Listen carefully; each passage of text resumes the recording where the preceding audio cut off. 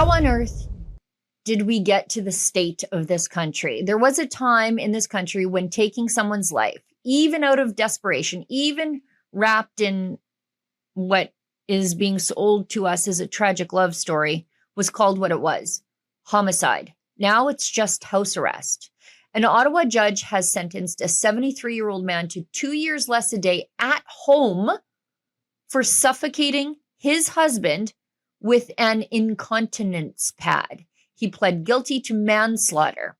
The Crown wanted 6 years, but instead he got Netflix and grocery runs, and we're told this is all, according to the judge, very challenging.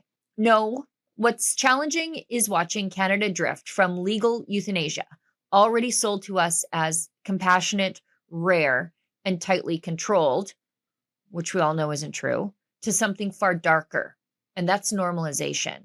First, we were told MAID, or medical assistance in dying, or rather state-sanctioned homicide, was for the terminally ill.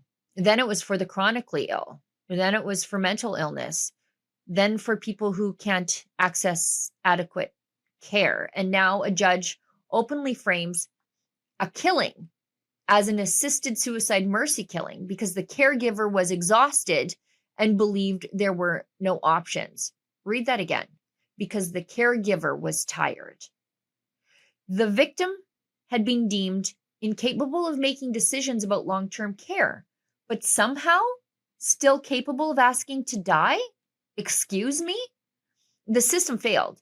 The caregiver burned out. The wait times are long.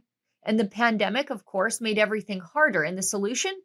Suffocation, followed by house arrest. We are watching the quiet merger, legally speaking, of healthcare failure and homicide mitigation. This is what happens when the state normalizes euthanasia as a solution to suffering instead of fixing the suffering. When palliative care has wait lists, when long-term care beds are scarce, when families are abandoned to cope alone, we've created a culture where death becomes the pressure valve for systemic incompetence. People who are getting MAID are actually very, very privileged.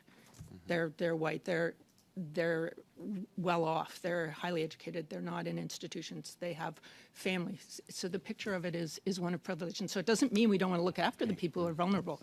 And let's talk about proportionality for a second, because we would be remiss if we didn't.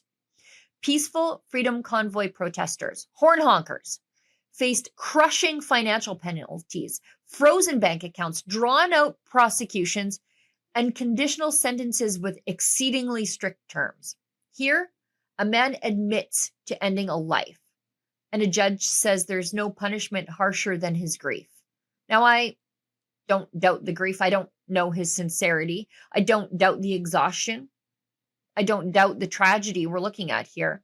But the law is not your therapy dog. Compassion cannot replace accountability. If we accept that killing someone can be mitigated because care was hard to access, because burnout is a thing, because the system was slow, then we're not just excusing one act, we're lowering the moral floor of the entire country. This isn't condemning a broken man if he is indeed broken. It's about confronting a broken system that increasingly treats death as a service option. Canada once recoiled at the idea of euthanizing the vulnerable. Now we debate expanding eligibility. And we quietly reduce sentences when people take it all into their own hands. If that's progress, man, I don't want it. The Canadian state has a publicly funded healthcare system where we're all supposed to suffer equally in wait lines. We're supposed to be proud and defensive of that fact, morally superior, actually. If the state cannot provide care and cannot meaningfully punish those who bypass it, then what exactly are we defending here? We've got nothing to be proud of, because when killing becomes understandable, it doesn't stay exceptional and rare for long. For Rebel News, I'm Sheila Gunn-Reid. To sign our petition calling for an end to the expansion of Canada's evil euthanasia program, please go to helpnothomicide.com.